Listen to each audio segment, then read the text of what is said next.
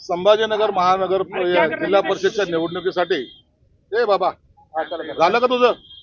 हा नाही तर बोलू दे रे, तू बोलून घे. संभाजीनगर जिल्हा परिषदच्या निवडणुकी संदर्भामध्ये शिवसेना आणि भाजपची आज अधिकृतपणे युती झालेली आहे. शिवसेना 25 जागी आणि भाजप 27 जागी, त्यात सिल्लोडच्या 11 जागा वगळून त्या ठिकाणी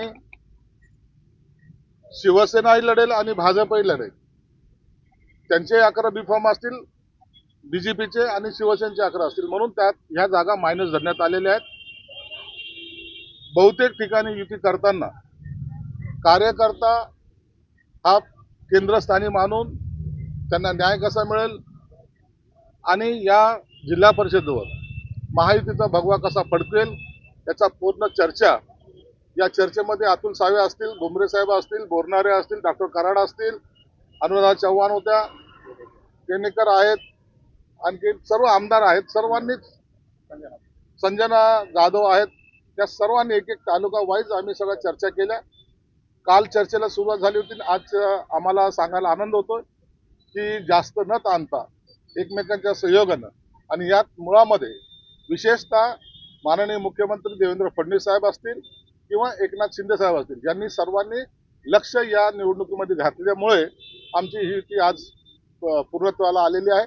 आणि मला वाटतं उद्या फॉर्म भरण्याचा जो शेवटचा दिवस आहे त्यानंतर खऱ्या अर्थानं प्रचाराची रणधुमाळी आम्ही दोन्ही पक्ष अत्यंत ताकदीने करू आणि सर्व ठिकाणी आमचे सर्व उमेदवार कसे निवडून येईल याचा आम्ही प्रयत्न करणार आहोत. पंचायत समिती जेवढ्या जिल्हा परिषद सेनेकडे तेवढंच डबल, म्हणजे जर 2 असेल तर 4 पंचायत समित्या हे त्या पक्षाच्याच नेत्यांनी लढवाव्यात. आणि एखाद्या ठिकाणी जर त्या ठिकाणच्या राजकारणाला अनुसरून तिथलच्या स्थानिक नेत्यांनी जर निर्णय घेतला तर एखादी पंचायत समिती इकडच्या तिकडे फक्त चेंज देणे नाही, चेंज म्हणून लढता येईल, त्याला आम्ही तशी मुभा दिलेली आहे. यावेळेस कोण ऍडजस्टमेंट केलं? अरे प्रवीण, यावेळेस कोण ऍडजस्ट केलं? यावेळेस आता तुम्ही आता त्याच्यामध्ये खोलत नका जाऊ, जे आनंदाची बातमी त्याला एन्जॉय करा.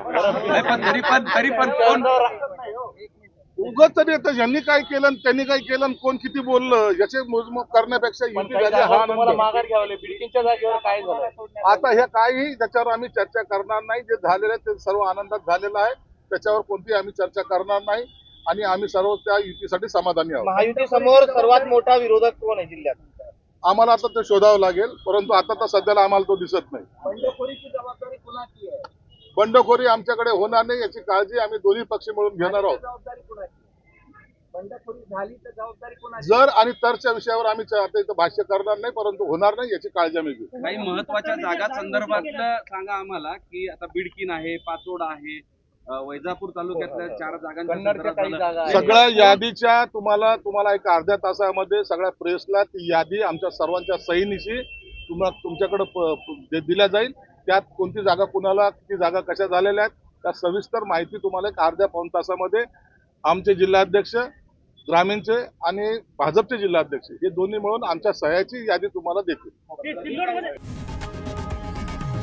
लोकशाही मराठी ऐका, पहा, जागरूक रहा.